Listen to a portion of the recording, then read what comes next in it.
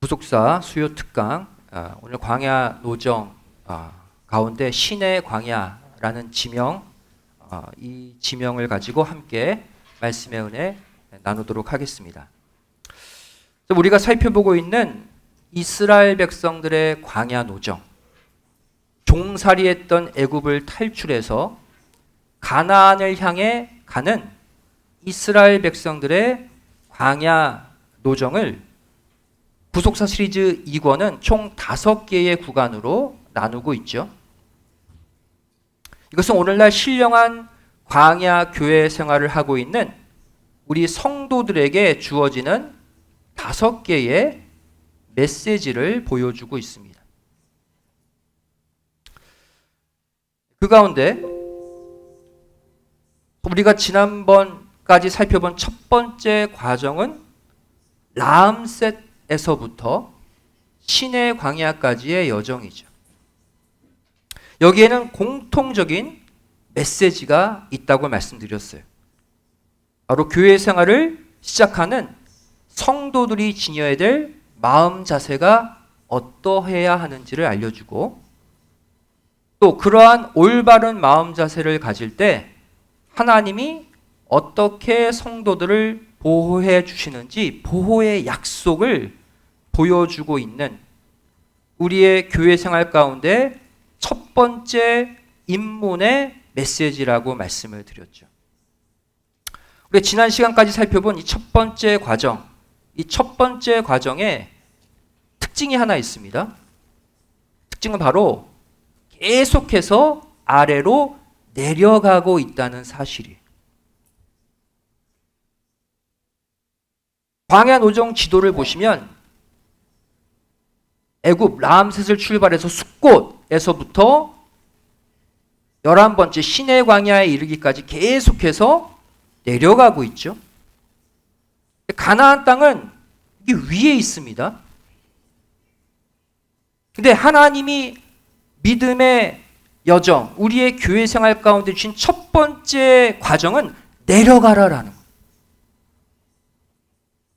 즉 하나님은 교회 생활을 출발하는 성도들에게 가장 먼저 우리를 낮추시는 작업을 하신다는 거예요.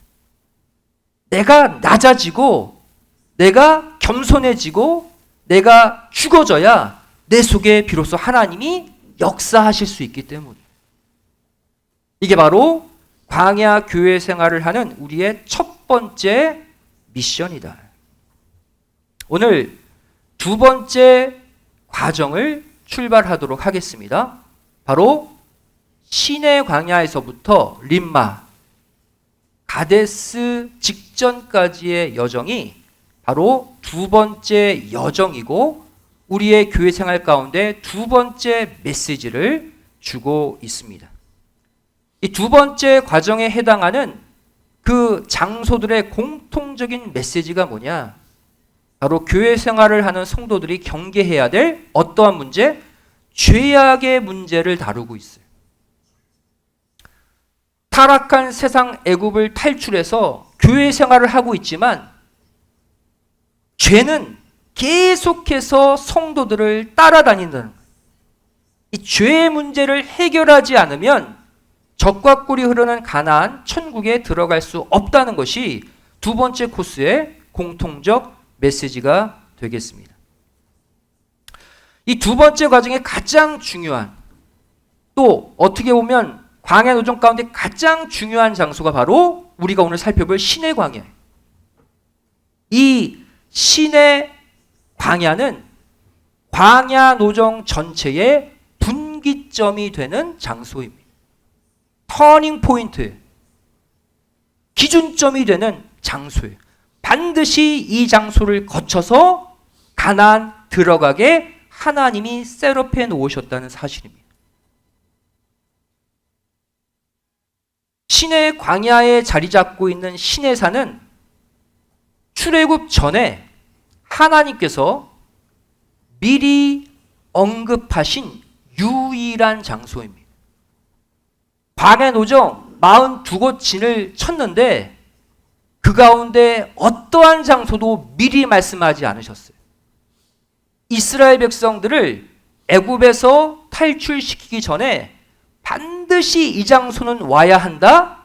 유일하게 미리 언급한 유일한 장소가 시내 광야의 시내산이에요. 우리 출애굽기 3장 12절 말씀, 아직 출애굽 직전입니다. 하나님의 말씀 함께 읽겠습니다. 시작. 하나님이 가라사대 내가 정녕 너와 함께 있으리라. 내가 백성을 애굽에서 인도하여 낸 후에 너희가 이 산에서 하나님을 섬기리니 이것이 내가 너를 보낸 증거다 그랬어요. 이 산은 어떤 산이에요? 현재 모세가 홀로 와 있는 호렙산 시내산이에요. 시내산 호렙산에 있는 모세에게 너 애굽으로 들어가서 이스라엘 백성들 구출해내 라는 미션을 주신 장소인데, 하나님이 모세에게 뭐라고 말씀하십니까? 반드시 너 다시 이 산으로 와야 한다. 이스라엘 백성들은 출애굽하면 반드시 이곳 시내산에 와야 한다라고 말씀하고 있어요. 이곳에서 하나님은 율법과 십계명으로 언약 백성을 만드시고 그 다음 가나안으로 올려 보내시는 것이 하나님의 광야 노정의 핵심 계획이었다는 거예요. 다른 장소들은 다 바뀔 수 있어도 어느 장소만? 시내 광야의 시내산은 절대 바뀔 수 없는 하나님이 예정한 코스라는 거예요.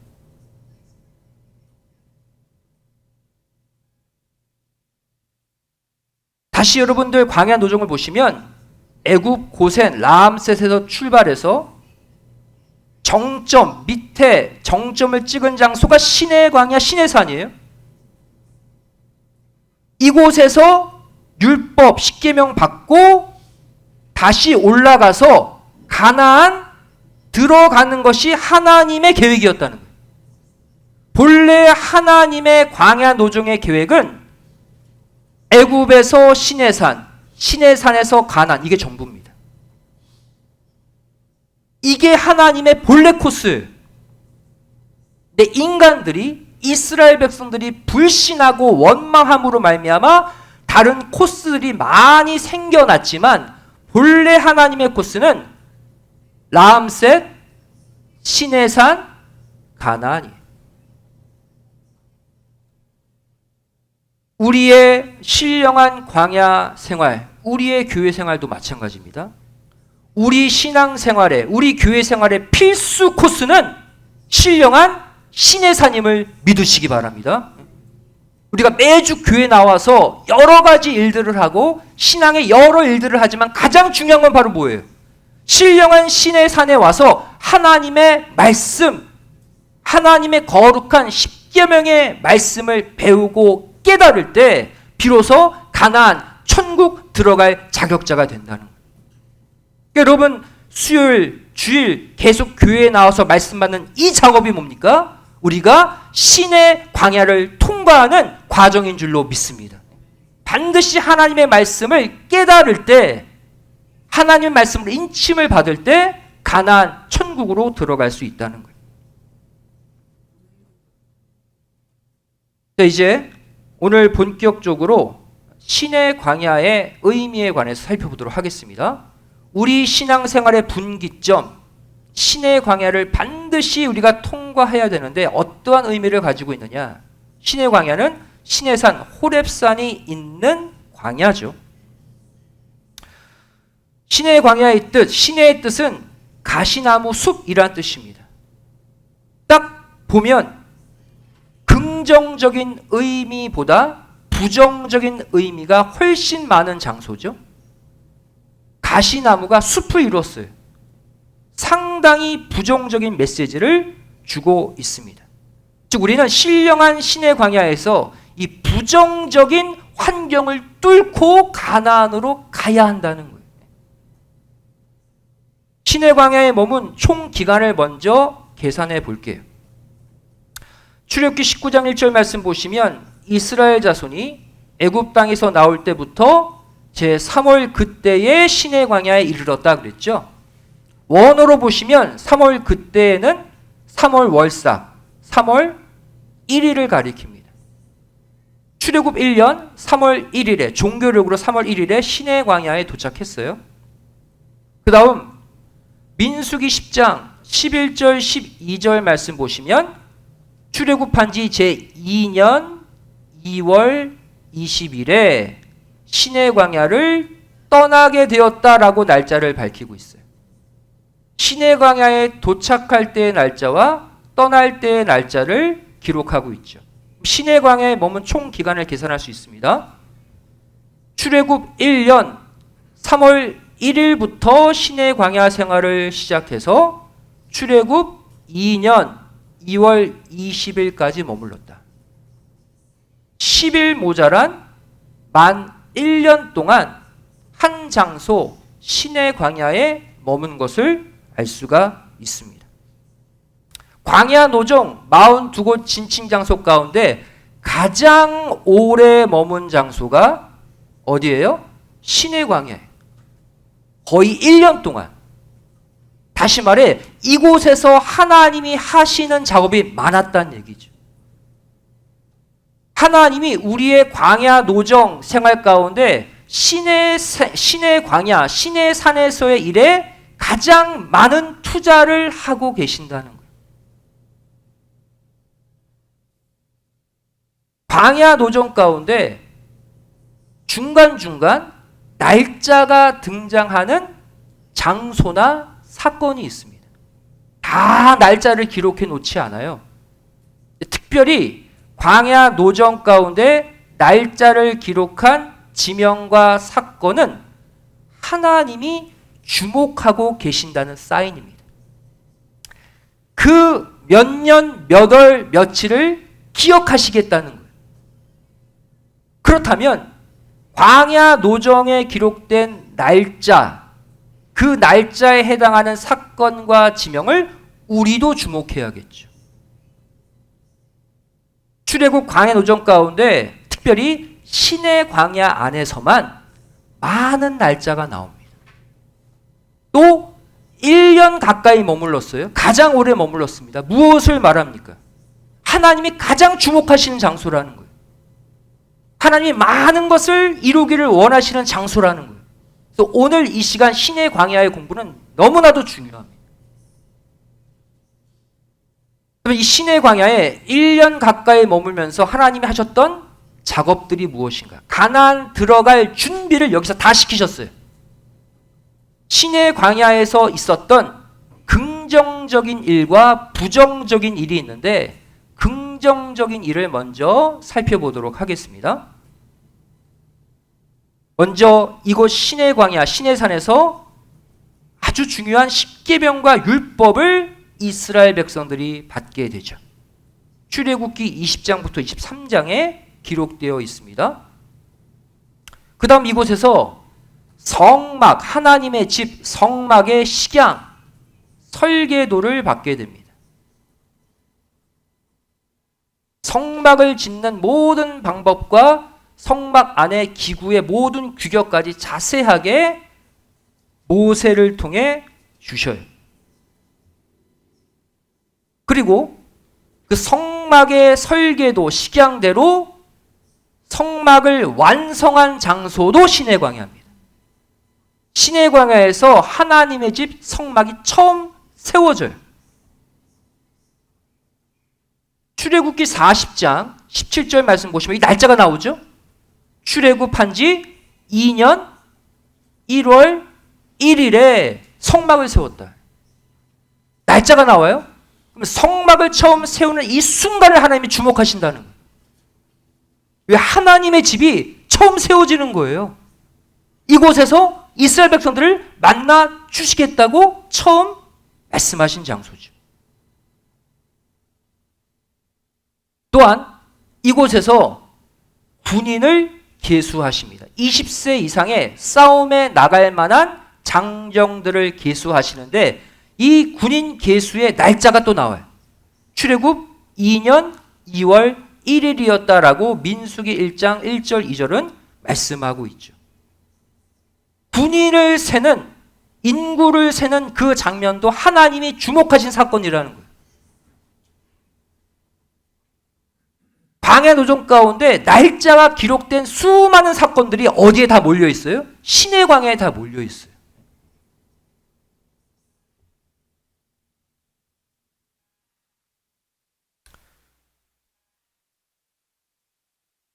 이때 카운트된 20세 이상의 군인의 총수가 몇 명입니까? 60만 3,550명.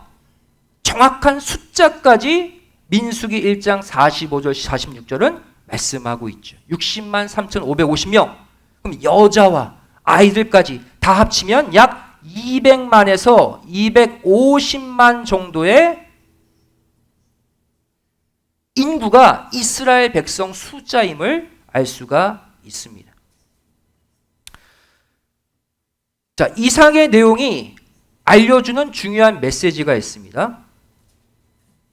이상의 내용들을 통해 우리가 알 수 있는 한 가지 중요한 메시지는 뭡니까? 하나님의 본래 계획은 이곳 시내 광야에서 모든 것을 준비하고 나서 가나안으로 바로 진격해서 가나안 입성하는 게 하나님의 본래 계획이었다는 거예요. 40년 걸리는 게 아니라 시내 광야에서 율법 주고 성막 주고 군인 계수해서 곧바로 가나안 진격해서 가나안 차지하는 게 하나님의 본래 광야 노정의 계획이었다는 거예요. 그 증거가 무엇입니까? 지금 이 시내 광야에서 주신 율법의 핵심 내용 가운데 어떤 내용이 있냐면 종에 관한 법이 있어요. 폭력에 관한 법이 있고 물건을 훔치거나 했을 때 몇 배로 갚아라 배상의 법이 나옵니다. 또 농사를 짓는 땅을 앙신년 7년마다 쉬게 해라 라는 안식년의 법을 줘요. 여러분 광야 노정에 종이 어디 있습니까? 다 똑같이 지금 광야에서 고생하고 있는 직급이 어디 있어요? 또 여기서 몇 배로 갚아라? 광야에 만나밖에 없잖아요. 뭘 훔치고 갚고 할 일이 광야에 없죠. 또 매번 농사 짓다가 7년 만에 1년을 쉬어라? 광야에서 농사 안 졌잖아요. 지금 이 모든 율법의 내용들은 어디 들어가서 필요한 내용이에요? 가나안. 가나안에 들어가서 필요한 내용들을 시내 광야에서 다 주신 거예요. 또한 여러분 군인 계수는 언제 합니까? 평소 때 군인 수 안 세죠? 언제 군인 계수예요? 전쟁 직전입니다. 다시 말해 시내 광야에서 군인 계수를 했다는 것은 바로 뭐예요? 이제 곧바로 가나안 들어가서 전쟁하겠다는 거예요. 가나안 안에 칠족들이 살고 있잖아요. 그래서 가나안 땅을 차지하겠다는 거예요. 즉 시내 광야에서 하시는 모든 일들을 보면 곧바로 가나안 들어가서 가나안 정착을 하나님이 계획하셨다는 것을 알 수가 있어요. 그런데 결과적으로 이때 바로 가나안 들어갔어요? 못 들어갔어요? 못 들어갔어요. 뺑뺑이 돌다가 40년 만에 나중에 들어갔잖아요. 그래서 결국 나중에 가나안 들어가서 전쟁하기 직전에 또다시 2차로 군인 계수를 하게 됩니다. 2차 군인 계수가 다음에 또 나온다는 것은 바로 뭐예요? 지금 시내 광야에서 했던 이 군인 계수가 의미가 없어졌다는 거예요. 실패했다는 거예요. 2차 군인 계수가 민수기 26장 1절부터 4절에 나옵니다. 이때는 언제냐면 40년 거의 다 된 직전 41번째 진친 모압 평지에서 또다시 군인 계수를 하게 돼요. 왜? 이전에 시내 광야에서 했던 1차 군인 계수가 실패했기 때문이라는 얘기죠. 그래서 실제 이때는 모압 평지에서 군인을 계수한 다음에 곧바로 가나안 들어가서 가나안 칠족속과 전쟁합니다. 첫 번째 전투가 여리고성 전투, 그 다음 아이성 전투. 계속적으로 가나안 정복 전쟁을 실제 이루어요. 군인 계수를 한 의미가 여기서 2차 때는 나타난 거죠. 한마디로 말하면 하나님은 시내 광야에서 1년 가까이 머물게 하면서 가나안 들어가 정착할 준비를 다 마쳐 주셨음에도 불구하고 이스라엘 백성들은 이때 가나안 바로 들어갈 신앙의 수준이 되지 못했다는 사실이에요. 하나님의 능력이 부족해서 40년이나 걸린 게 아니라 원래 1년 좀 더 되면 가나안 들어가는 게 본래 하나님의 뜻이에요. 이스라엘 백성들이 가나안에 정착할 만한 신앙 수준이 되지 못한 게 문제란. 이들의 신앙 상태를 알 수 있게 한 신의 광야의 또 다른 사건이 있죠. 부정적인 사건. 무엇입니까? 금송아지 우상을 만들어 섬긴 그 사건도 신의 광야의 사건이에요. 산 위에서 하나님이 모세를 통해 십계명, 율법, 성막 설계도 가나안 들어갈 모든 준비를 시키고 있는 그 가운데 산 아래에서는 아론이 중심이 되어서 하나님을 배신하는 다른 우상을 만들어 섬기고 있다는 사실이죠. 어처구니 없는 이 사건이 왜 성경에 기록되어 있을까요? 오늘날 우리의 교회 생활, 타락한 세상 애굽을 탈출해서 가나안 천국 들어가는 우리의 삶 가운데 바로 신의 광야에 어처구니 없는 사건이 동일하게 일어난다는 것을 경고하고 있는 거예요. 하나님의 말씀을 주십니다. 하나님의 집에 우리를 인도하셔요. 이제 가나안 들어가면 되는데 그때 어처구니 없이 하나님을 배신하고 우상을 섬길 성도들이 있다는 것을 말씀해 주고 있는 거예요. 출애굽기 32장 1절 2절이 바로 그 사건을 기록하고 있죠. 백성이 모세가 산에서 내려옴이 더딤을 보고 아론에게 우리를 위하여 신을 만들라 그랬어요. 이 말씀 보시면 금송아지 우상 숭배를 일으킨 그 장본인은 누굽니까? 백성들이라는 것을 알 수가 있어요. 이스라엘 백성들이 선동해서 중간 리더인 아론을 흔들어 버렸어요. 오늘날 교회 생활이, 오늘날 신령한 광야 노정이 어떻게 무너지는지를 보여주고 있어요.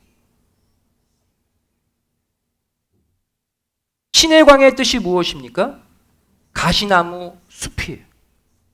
가시나무가 한두 그루가 아니라 숲을 이루었어요. 전체가 가시나무라는 거예요. 근데 이전에 7번째로 진친 신광야의 뜻이 무엇입니까? 가시 잡목이었죠. 가시가 드문드문 나는 그 가시 잡목이 7번째 진친 장소의 사건이라면 11번째 진친 신의 광야에서는 그 가시 잡목이 모여서 가시나무 숲을 이루었다는 거예요. 이전에 신광야에서 가시 잡목의 사건이 일어났죠. 가시 돋친 말로 무엇에 대해 불평했어요? 양식 달라고. 왜 이때 애굽에서 가지고 나온 무교병 반죽 양식이 다 떨어졌잖아요. 양식 달라고 불평한 것이 신광야 가시 잡목의 사건이었어요. 그런데 이제는 그 가시 잡목이 사라지기는커녕 더 많이 자라나서 아예 숲을 이루어서 신의 광야에서 우상 숭배의 더 큰 죄를 만들어 버렸다는 거예요. 여러분, 양식 가지고 불평하고 원망하는 거 하나님도 이해하셔요. 먹고 살아야 되니까. 그런데 배부른 다음에 하나님이 아닌 다른 신을 섬긴다? 하나님이 절대로 용납하지 못하십니다. 이것이 오늘날 교회 생활 가운데 하나님과 역행하는 오늘날의 성도들의 죄악이라는 거예요. 신광야의 가시잡목이 신의 광야의 가시나무 숲이 되는 역사. 이것은 바로 오늘날 교회 생활 가운데 일어나는 죄악 증폭의 원리를 보여주고 있습니다. 인간의 죄가 어떠한 단계를 거쳐서 증폭되느냐? 세상 애굽을 탈출해서 교회 생활을 하는 성도들에게 가장 첫 번째 다가오는 문제가 의식주 문제, 양식에 관한 문제입니다. 다 양식 달라고 불평해요. 원망해요. 신광야로 출발합니다. 하나님은 그래서 이해하셔요. 왜? 먹고 살아야 되니까. 근데 문제가 뭡니까? 먹는 문제를 해결해 주면, 신광야를 통과하게 해주면 우상 숭배의 더 큰 죄로 번지는 게 오늘날 광야 교회의 문제란.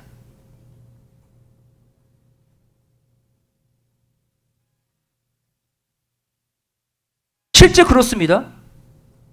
오늘날 우리가 교회 생활하면서 가장 하나님께 기도하고 하나님께 간구하고 때로는 원망하는 게 바로 뭐예요? 물질, 양식 채워달라는 거 아닙니까?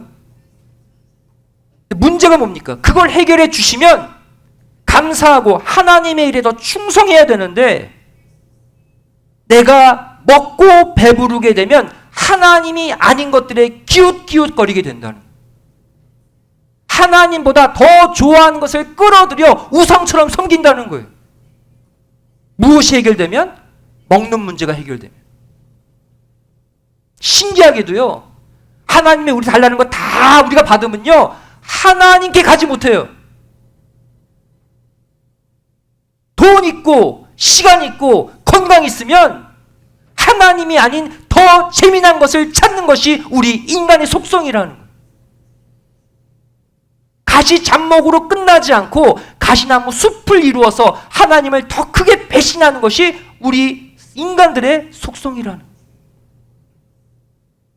따라서 하나님은 우리가 달라는 물질, 우리가 달라는 양식을 다 주시지 않습니다. 50% 주시면 많이 주신 거예요. 내가 달라는 것을. 왜 그렇습니까? 나머지 우리가 채우지 못한 50%는 하나님께 기도하라는 거예요. 하나님께 매달리라는 거예요. 하나님의 은혜로 살게 하시려고 다 주시지 않아요.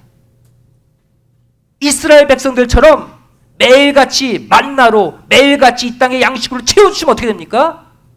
금송아지 우상을 만들어 섬기는 것이 우리의 모습이기 때문에.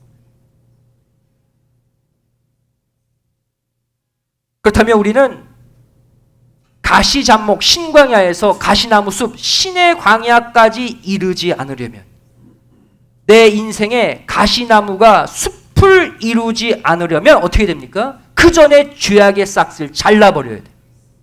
그 방법이 뭐냐? 신의 광야 사건은 이 우상 숭배, 하나님이 아닌 것에 마음 빼앗기는 이 죄를 단칼에 자르는 방법도 보여주고 있습니다. 누구를 통해서? 레위 지파를 통해서. 여기서 우리는 레위 지파의 헌신에 주목해야 돼요. 어떻게 해야 하나님이 아닌 다른 것에 엎드리는 우상 숭배의 죄를 단칼에 자를 수 있느냐? 레위 지파처럼 해야 돼요.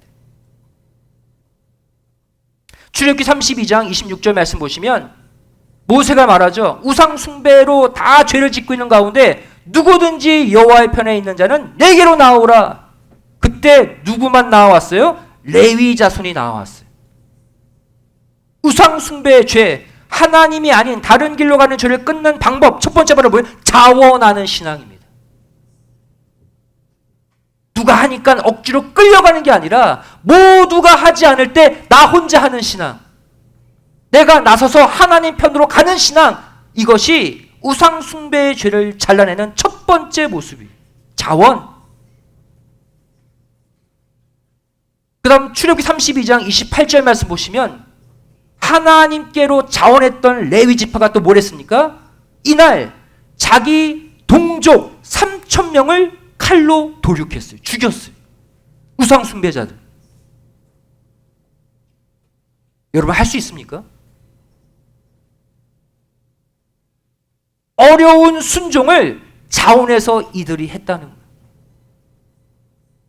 하지만 하나님은요, 레위 지파의 3,000명 도륙 후에 여기서 멈추지 않고 하나님의 추가적 징계가 또 일어난 것을 볼 수가 있어요. 모세의 중보 기도에도 불구하고 출애굽기 32장 35절 말씀 보시면 여호와께서 직접 백성을 또 치셨다라고 말씀하고 있어요.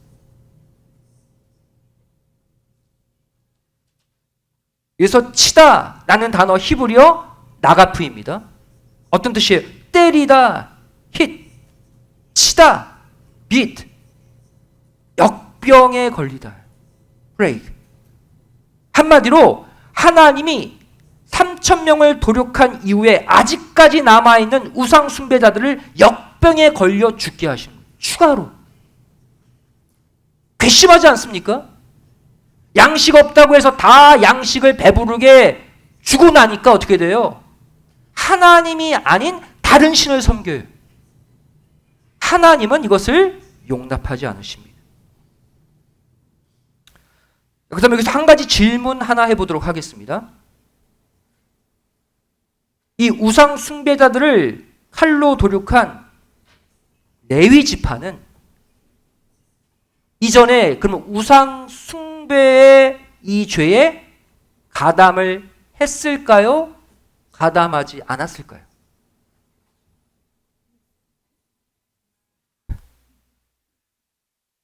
잘 보세요. 그러면 모세가 내려오기 전에 금송아지 우상을 섬길 때 레위 지파만 딱 나와가지고 뒤에서 저 녀석들 두고 보자 이러고 있다가 모세가 나오라 할 때 나왔을까요? 자, 이것을 알 수 있게 하는 구절이 하나 있어요. 모압 평지에서 모세가 과거 이 금송아지 우상술 숭배한 이 3,000명을 도륙했던 레위 지파의 헌신의 모습을 회고하는 장면을 보면 압니다. 그 내용이 바로 신명기 33장 9절이 보겠습니다. 이때 당시의 상황 읽겠습니다. 시작. 그는 그 부모에게 대하여 이르기를 내가 그들을 보지 못하였다 하며 그 형제들을 인정치 아니하며 그 자녀를 알지 아니한 것은 주의 말씀을 준행하고 주의 언약을 지킴을 인함이로다. 우상 숭배 처단 사건이 여기서 레위 자손들이 죽인 부류가 나오죠. 부모가 나옵니다. 부모에 대하여 이르기를 내가 그들을 보지 못했다. 무슨 말이에요? 3,000명을 죽이는 가운데 자기 부모도 우상을 숭배하고 있는 거예요. 그 부모를 찌르면서 나 내 부모 못 봤다 그러고 찔렀다는 거예요. 형제들 인정치 않았습니다. 자기 형제들이잖아요. 3,000명들 대부분. 또 자기 자녀를 알지 않았다. 3,000명을 도륙하는데 내 자녀가 우상을 숭배하고 있어. 자녀를 찌르면서도 나 너 몰라. 너 내 자녀 아니야. 그러고 찔렀다는 거예요. 레위 지파도 이전에 우상 숭배에 가담했다는 거예요, 안 했다는 거예요? 했다는 거예요. 회개한 거예요. 모세가 누가 하나님 편으로 나올 거냐 할 때 그때 정신 차리고 회개하고 단칼에 우상 숭배자 부모든 자녀든 도륙한 거예요. 여러분, 우리가 교회 생활을 하면서 이 신의 광야에 가시나무 숲 하나님이 다 채워주고 부족한 것 없이 다 돌봐주시니까 하나님이 아닌 다른 것들을 섬기며 하나님을 배신하는 죄에서 벗어나는 방법이 뭐냐? 뜻이 아니면 인정사정 보지 않고 단칼에 자르는 거예요. 부모, 자녀, 가족 하나님의 뜻이 아니면 선을 긋고 하나님 편에 설 수 있는 담대한 결단이 있어야 우상 숭배 신의 광야의 죄에서 벗어날 수가 있다는 거예요. 쉽지 않다는 것이죠. 그렇다면 여기서 우리가 한 가지 주목해야 될 점이 있습니다. 출애굽을 이끌었던 이스라엘의 3대 지도자가 있어요. 대표적인 지도자는 모세죠. 그 다음 누굽니까? 아론, 그 다음 미리암이에요. 근데 이 가운데 지금 아론이 뭐하고 있어요? 아론은 모세 다음의 지도자임에도 불구하고 금송아지 우상을 주도한 인물로 나옵니다. 왜? 이것이 더 큰 고민 아닙니까? 아론이 말렸어야죠. 모세가 없을 때. 왜 아론이 금송아지 우상을 주도했는가?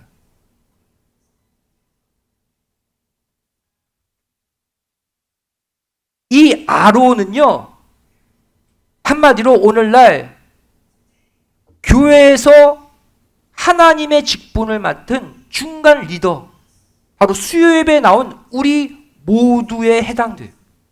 저를 포함해서. 아론이 왜 금송아지를 주도하게 되었는가? 첫 번째 이유가 무엇입니까? 자기의 신앙 색깔을 확실히 찾지 못했기 때문에.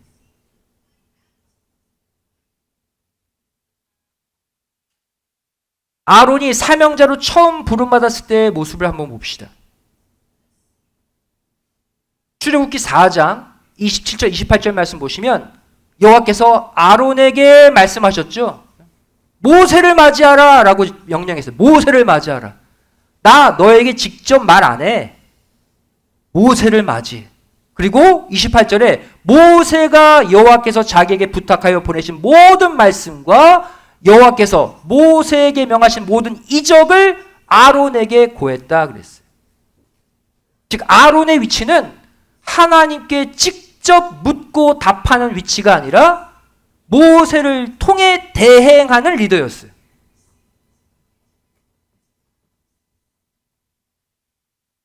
처음에는 이렇게 시작했어도 하나님과 1대1로 만나는 신앙까지 올라갔어야죠. 그런데 아론은 금송아지 우상을 섬길 그 당시까지도 모세를 통해 전달받은 하나님이었지 아론 자신의 하나님이 되지 못했다는 사실. 모세의 신앙 색깔을 따라서 대언만 했지 아론 자신의 신앙 색깔을 찾지 못했다는 거예요. 그래서 늘 모세 옆에서 껍데기처럼 대언자 역할만 하다가 정작 모세가 산 위에서 내려오지 않자 순간 자신의 신앙이 무너진 거예요. 우리도 마찬가지입니다. 여기 똑같이 앉아서 하나님의 말씀을 듣고 우리가 성도의 직분을 가지고 이 자리에 왔지만 먼저는 내 자신이 하나님과 나와 1대1로 만날 수 있는 내 신앙 색깔을 찾아야 돼. 하나님은 나에게 이러한 분이야. 정의할 수 있어야 돼. 하나님을 내 체험 가운데 고백할 수 있어야 돼. 그 다음 우리의 자녀들에게도 반드시 그들 자신의 신앙 색깔을 찾아 주어야 합니다. 절대 아론 만들어서는 안 돼요. 언제까지 전도자의 신앙, 언제까지 엄마의 신앙, 아빠의 신앙으로 내 자녀가 살게 해서는 안 돼요. 내가 만난 하나님이 내 자녀도 똑같이 직접 만난 하나님이 되어야만 중요한 순간에 아론처럼 유혹받지 않고 신앙을 지킬 수가 있는 것입니다. 기도하세요. 그리고 하나님 앞에 계속 1대1로 만날 수 있도록 도와주시기를 부탁드리겠습니다. 그것이 이 신의 광야의 죄에서 벗어날 수 있는 비결이에요. 두 번째, 아론은 왜 어처구니 없이 금송아지 우상 숭배를 주도하게 되었는가? 아론의 성격 자체가 신앙의 줏대가 없는 성격이었기 때문에 자기 주관이 뚜렷하지 않았어요. 그래서 성경을 보시면 아론은 모든 죄악의 사건의 조력자로 계속 등장합니다. 본인이 죄를 주도한 적은 한 번도 없어요. 큰 죄를 주도한 자에게 다 붙어가지고 같이 죄를 저지르는 것을 볼 수가 있어요. 신앙의 줏대가 없어요. 먼저 오늘 살펴본 금송아지 사건 누가 일으켰습니까? 아까 얘기했죠. 사람들이 백성들이 우리를 인도할 신을 만들어 달라라고 막 흔드니까 아론이 만든 거예요. 백성들이 흔들렸죠. 그럼 13번째 하세롯에 가서는 어떻습니까? 미리암이 모세를 비방하는데 이번엔 미리암에게 붙어서 또 모세를 함께 비방합니다. 그리고 이번에는 32번째 가데스에 가서는 이번엔 모세가 명하여 물을 내라는 반석을 홧김에 쳐서 물을 내는데 그 죄악의 사건에 또 아론이 동참해요. 한 번도 죄를 주도한 적은 없지만 큰 죄를 주도한 자들에게 계속 붙어가며 함께 죄를 짓는 신앙의 줏대가 없는 자 아론. 군중 심리에 휩쓸리지 마세요. 사람들이 다 잘못된 길을 가자고 외칠 때 내 양심상 내가 받은 말씀의 은혜상 그게 맞지 않다면 그 길에서 홀로 돌이킬 수 있는 신앙의 줏대가 있어야 돼요.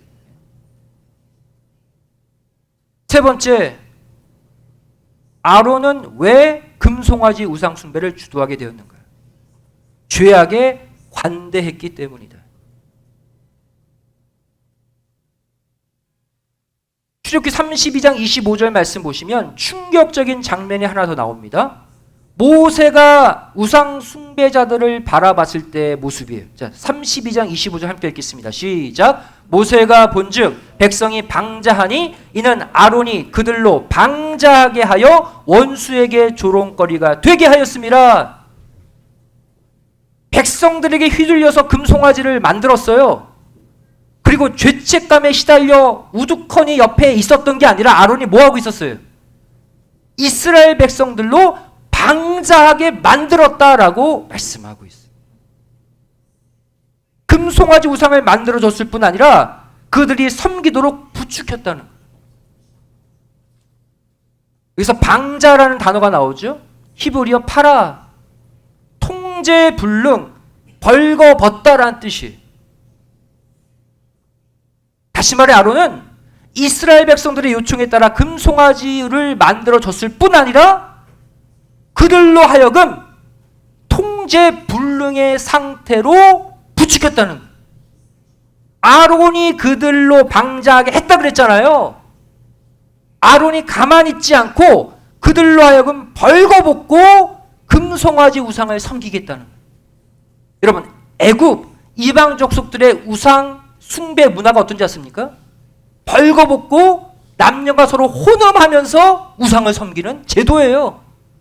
그것을 누가 통제불능, 벌거벗고 혼음하면서 금송아지를 섬기게 누가? 아론이 부추겼다.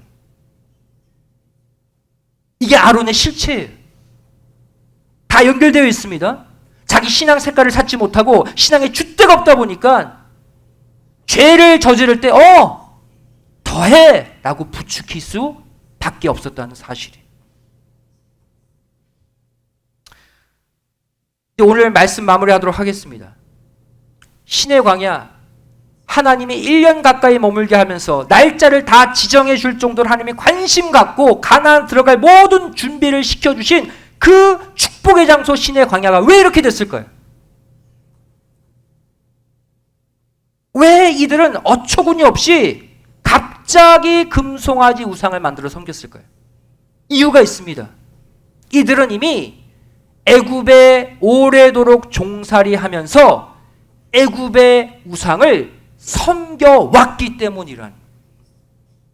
더 자세히 말씀드리면 이들은 이미 애굽에 있을 때 우상에 찌들어서 살았어요.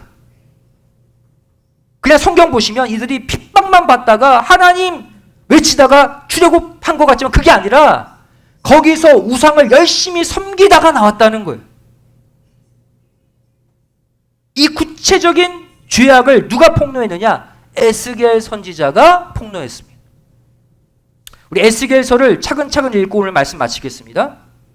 자, 에스겔서 20장 6절 먼저 읽을게요. 자, 시작. 그날에 내가 그들에게 맹세하기를 애굽 땅에서 인도하여 내어서 그들을 위하여 찾아두었던 땅 곧 젖과 꿀이 흐르는 땅이요 모든 땅 중에 아름다운 곳에 이르게 하리라 하고 출애굽 계획입니다.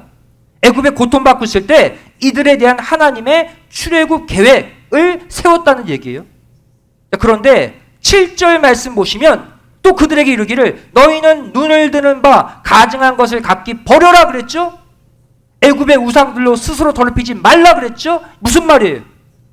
애굽에 단순히 종살이한 게 아니라 애굽 신을 섬기고 있었다는 거예요. 섬기지 말라고 이미 출애굽 전에 하나님이 경고하셨어요. 책망하셨어요.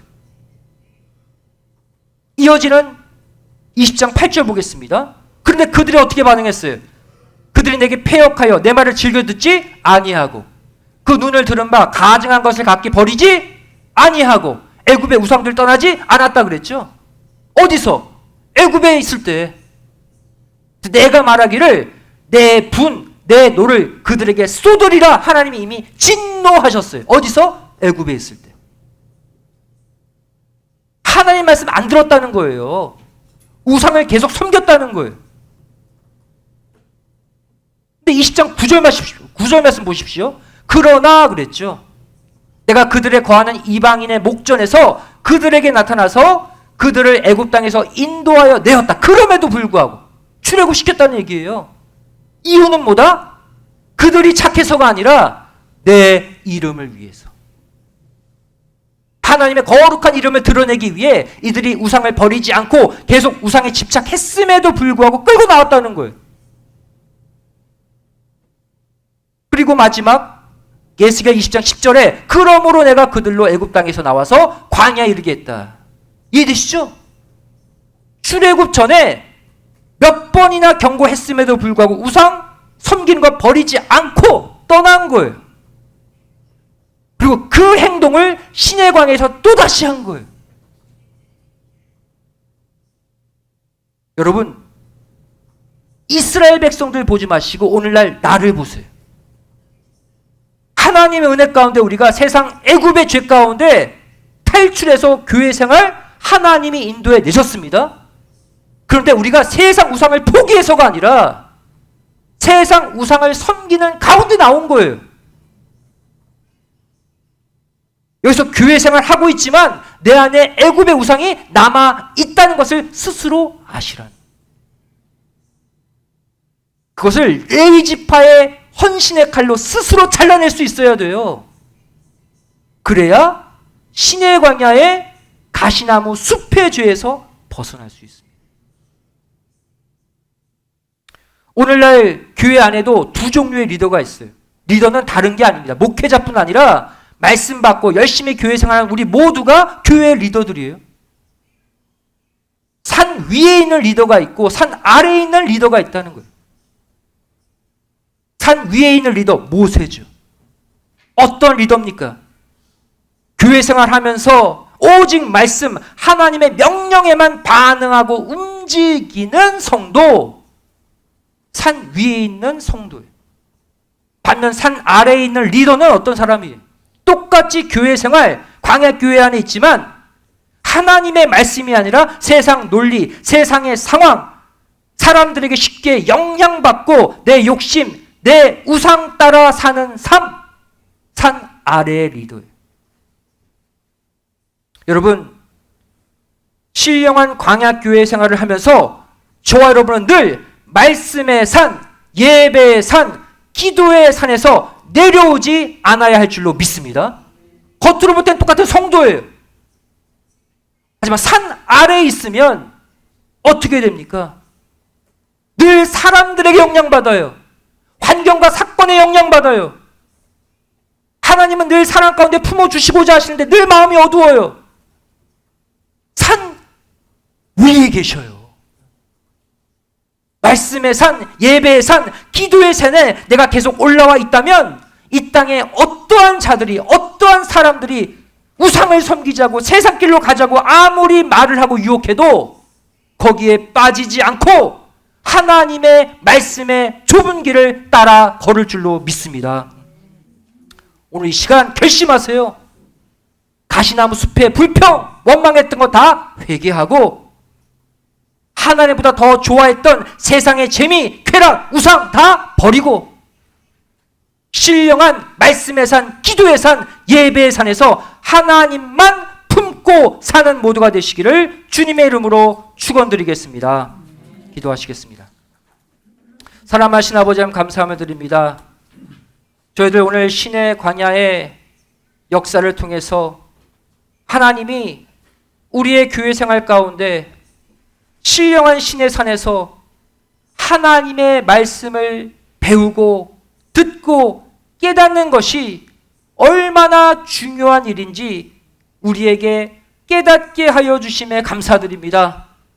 저희를 신령한 신의 광야, 신의 산에서, 산 밑에서 우상을 섬기는 자를 되지 않게 하여 주시고, 늘 하나님의 말씀, 하나님께 기도, 하나님께 예배드리는 그 산에 올라서 사람들이 뭐라 말하든, 주변에 어떤 일이 일어나든 하나님과의 끊임없는 교제가 이어지는 우리의 삶이 되게 하여 주시옵소서. 그래서 반드시 이 신의 광야를 통과해서 가나안 천국에 입성하는 믿음의 승리자를 되게 하여 주시옵소서. 간절히 소원하오며 예수님의 이름으로 기도드리옵나이다. 아멘. 하나님께 기도드립니다.